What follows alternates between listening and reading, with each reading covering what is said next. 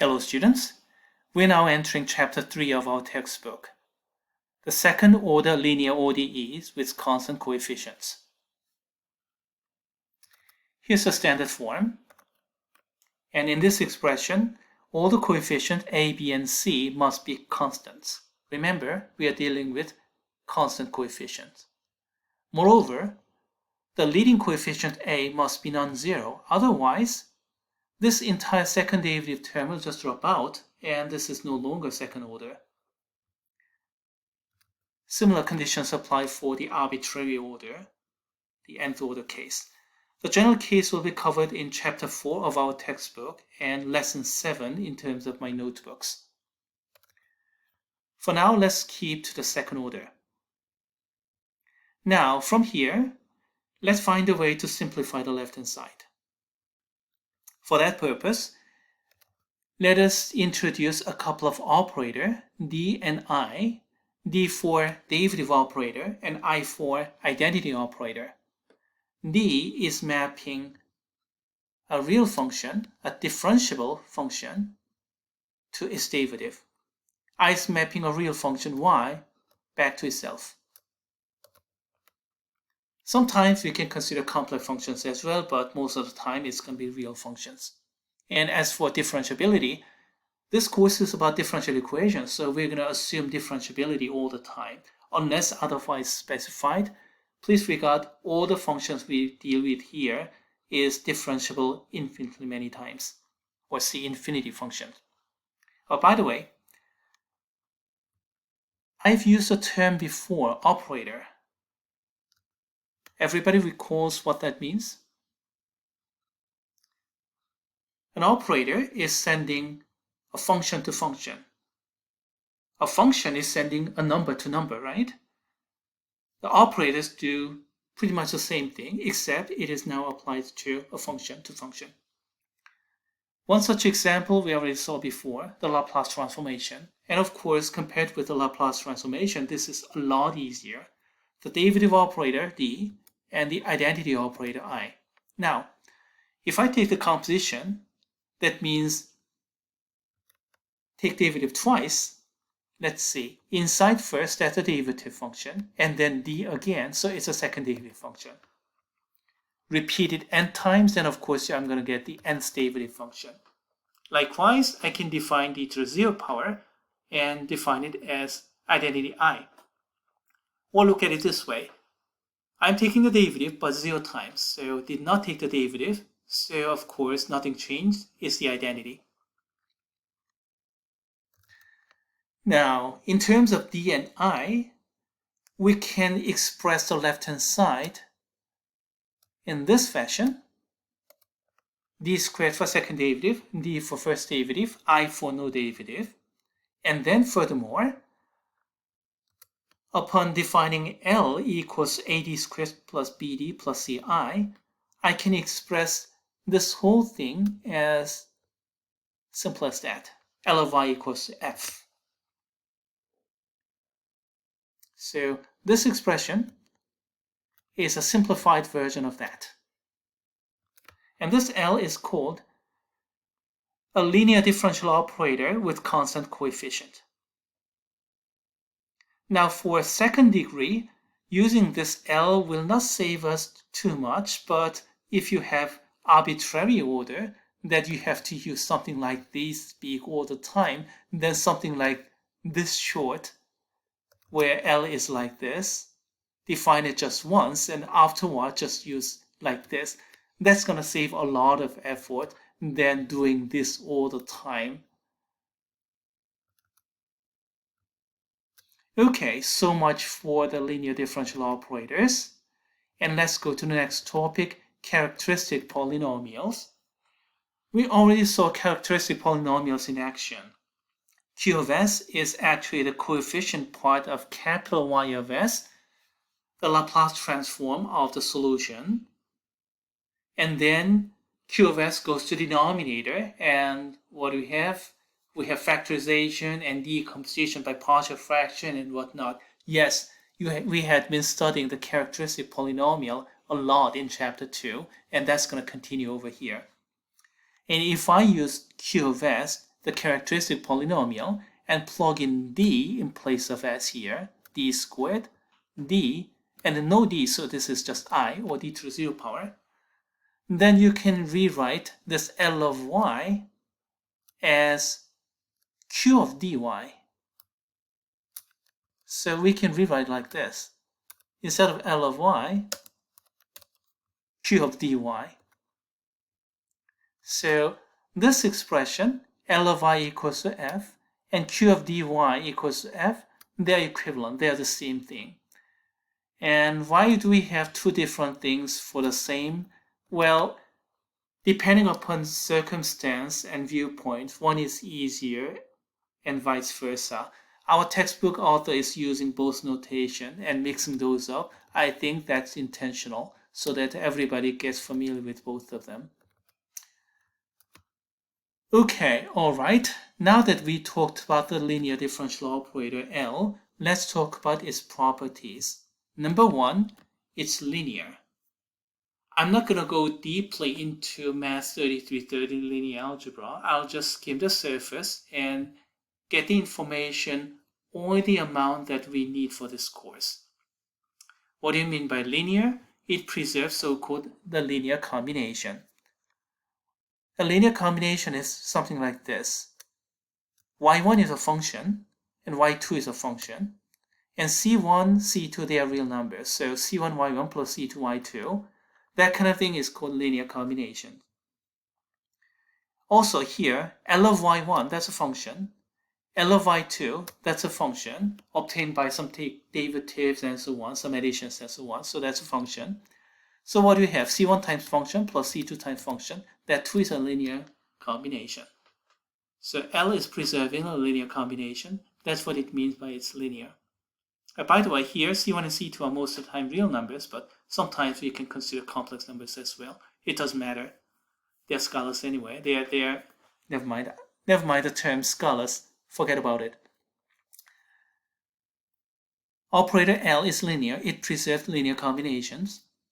And the proof is easy. It's left to the students. Primarily, that's because the derivative operator behaves exactly this way. It does not matter you add or multiply by coefficient before or after taking the derivative. It doesn't matter. It's the same.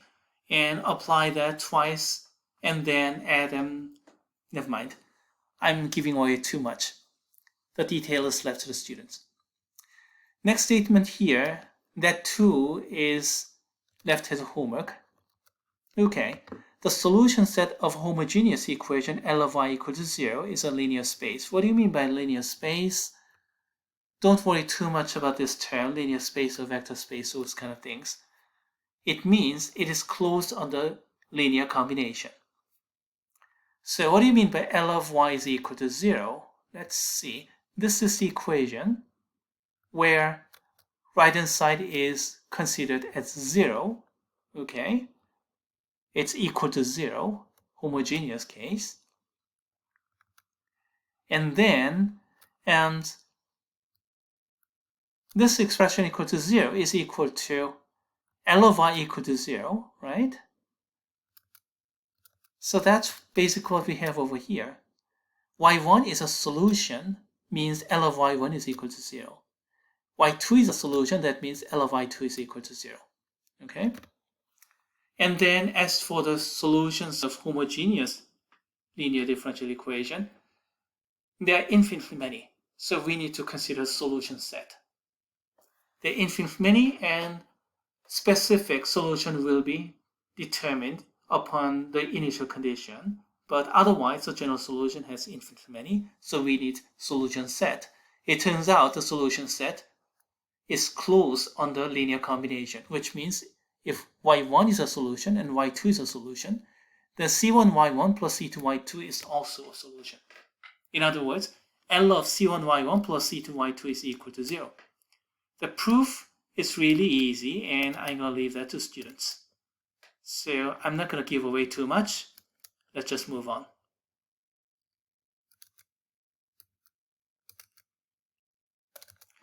Next topic, linear independence. Again, I'm not going to go too deeply into Math 3330 linear algebra. I'll just take only amount I need here for this course and then move on. Okay, the set of functions y1, y2, y3, and so on is said to be linearly independent if it satisfies the following condition. What's that condition here? If the linear combination c1y1 plus c2y2 plus and so on is constantly equal to 0, not just equal to 0 for some t, but always equal to 0, zero function, so equal to 0 for all t, then all the coefficients, c1, c2, c3, all of them have to be 0. Not a single non-zero coefficient. All of them has to be 0. Vice versa is linearly dependent. The other case, of course, if that's the case, then all the coefficients have to be 0. Negation, not all of them has to be 0, yet linear combination is constantly equal to 0. Let's take some examples here. Check for the linear dependence or independence. We have 4 functions, 1, t, t squared, t cubed, or you can regard this one as t to the 0 power, and then this one as t to the first power if you want to. Let's go back to where it was. Now, use your common sense. Are they linearly independent? Well, you must have gone through the concept of like terms before. It was way back in intermediate algebra or maybe elementary algebra, way back in high school or maybe in middle school. I don't know. Way back. Say, for example, something times t squared and something times t cubed. Are they considered like terms? No, of course. So they must be separate. They must be independent. How about these? 1 and t are separate, of course, they're not like terms, but we have 3 functions here, and only 1 and t are different. So the chance is, if you take the like terms together and simplify, you may be able to get 0. So this is not going to be linearly independent. Let's check. First, we want to set this one up, so let's see. c0 times 1 plus c1 times t plus c2 times t squared plus c3 times t cubed is 0 for all t. You see, constantly 0. Okay, 0 for all t, so just plug in some t values.